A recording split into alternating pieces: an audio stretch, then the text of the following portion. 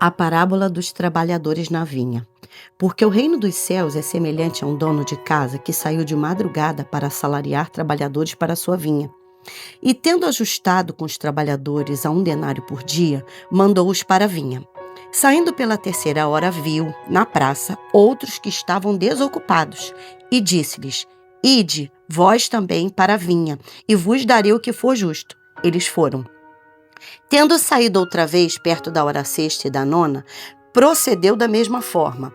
E saindo por volta da hora 1 décima, encontrou outros que estavam desocupados e perguntou-lhes: Por que estivestes aqui, desocupados o dia todo? Responderam-lhe: Porque ninguém nos contratou. Então lhes disse ele: Ide também vós para a vinha. Ao cair da tarde, disse o senhor da vinha ao seu administrador: Chama os trabalhadores e paga-lhes o salário, começando pelos últimos, indo até os primeiros. Vindo os da hora 1 décima, recebeu cada um deles 1 denário. Ao chegarem os primeiros, pensaram que receberiam mais, porém também estes receberam 1 denário cada um.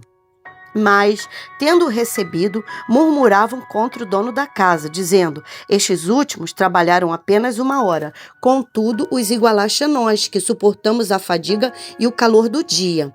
Mas o proprietário, respondendo, disse a um deles: Amigo, não te faço injustiça. Não combinaste comigo 1 denário? Toma o que é teu e vai-te, pois quero dar a este último tanto quanto a ti. Porventura não me é lícito fazer o que quero do que é meu? Ou são maus os teus olhos porque eu sou bom? Assim, os últimos serão os primeiros, e os primeiros serão os últimos, porque muitos são chamados, mas poucos escolhidos.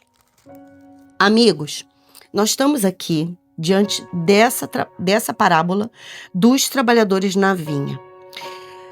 Estamos vendo que aqui ela traz o entendimento de um dono da casa que sai de madrugada para dar o salário aos trabalhadores para a sua vinha.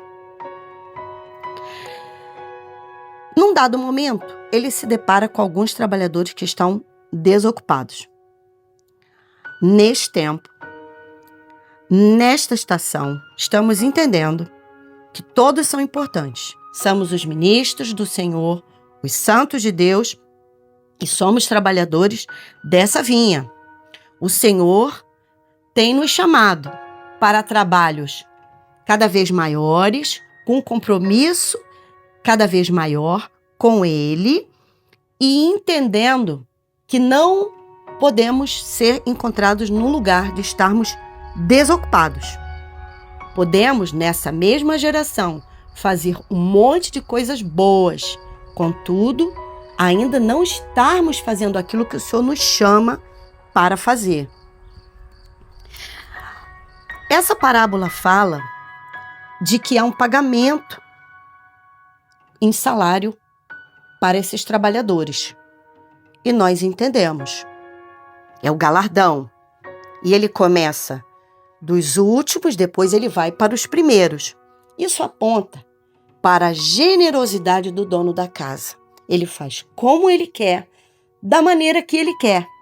E nós precisamos entender que isso não é para nós olharmos para o mundo ou para as pessoas, mas olharmos exclusivamente para nós. Nós nos agarrarmos aos dons, talentos, aptidões, tudo que o Senhor já nos outorgou, Ele já nos concedeu, e nós avançarmos em direção a um propósito proposto que Ele tem para cada um de nós. Cada um tem suas peculiaridades. Todos são importantes. Essa obra é urgente. Essa é a obra mais importante das nossas vidas. Aqui fala que alguns trabalhadores, os primeiros, murmuravam contra o dono da casa. Então, que nós possamos olhar para o Senhor e possamos contemplar esse trono de soberania, é um trono de domínio, é um trono de majestade e poder. É a vontade do Senhor que prevalece, e Ele é um Pai generoso e faz como lhe agrada. Então que nós voltemos toda a nossa atenção e numa introspecção espiritual sob a luz do Espírito e sob a luz que é Jesus, nós possamos olhar para nós mesmos, enxergarmos onde nós estamos embaraçando e atrasando a agenda do Pai.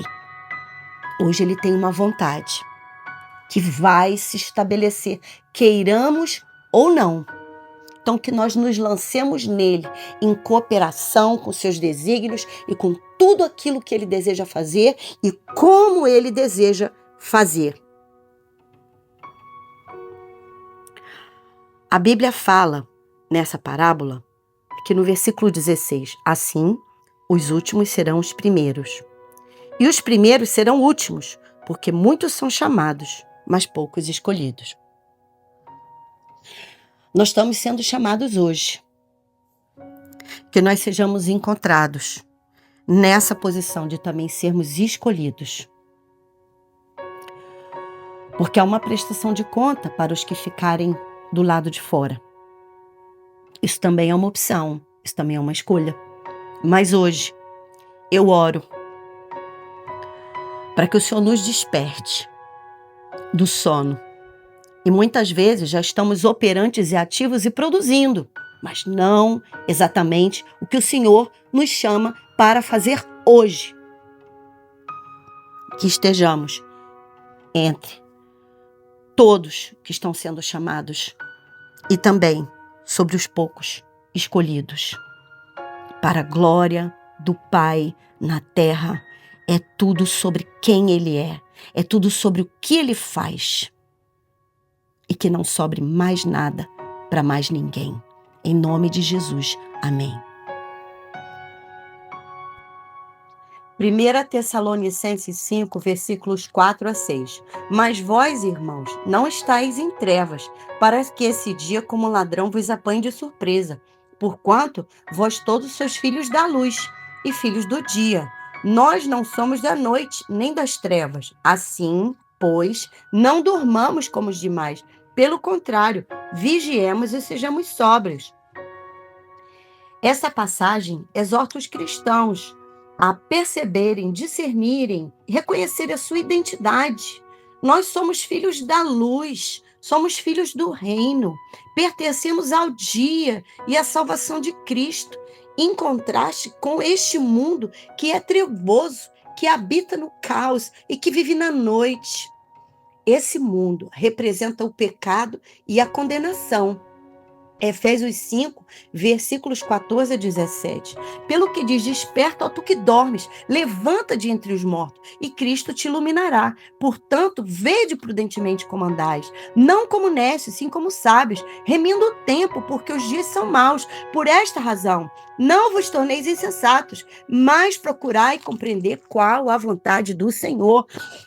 Abba, nesse dia nós oramos e clamamos que o Senhor nos desperte, que o Senhor venha sobre nós com novas porções do teu Espírito, que o Senhor nos ilumine por dentro, ilumina o homem espiritual interior, para que nós possamos nos discernir como os trabalhadores da tua vinha.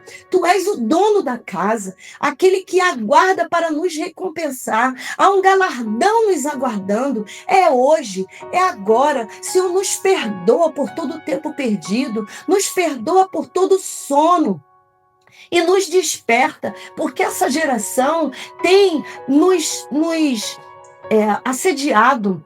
Ela tem, Senhor, com muita força, nos distraído, mas nós pedimos perdão por todo esse tempo onde andamos distraídos com as muitas atrações desse mundo.